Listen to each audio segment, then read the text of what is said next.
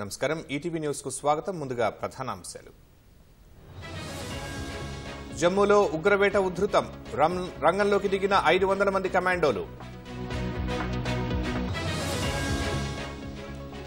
పరీక్ష కేంద్రాల వారీగా నీట్ ఫలితాలు టాప్ ర్యాంకర్లలో ఒక్కరికే 682 మార్కులు యూపీఎస్సీ చైర్మన్ మనోజ్ సోని రాజీనామా వ్యక్తిగత కారణాలతోనే అని ప్రకటన ఐటీ ఉద్యోగుల పని గంటలు పెంచే యోచన కర్ణాటక సర్కార్ ప్రతిపాదనపై తీవ్ర వ్యతిరేకత కోవిడ్ మరణాలను తగ్గించారన్న అధ్యయనం విశ్లేషణ అసంబద్ధంగా ఉందన్న కేంద్రం విద్యార్థుల ఆందోళనలతో బంగ్లాలో కర్ఫ్యూ స్వస్థలాలకు 1000 మంది భారతీయ విద్యార్థులు స్వదేశానికి ఛత్రపతి శివాజీ వీర ఖడ్గం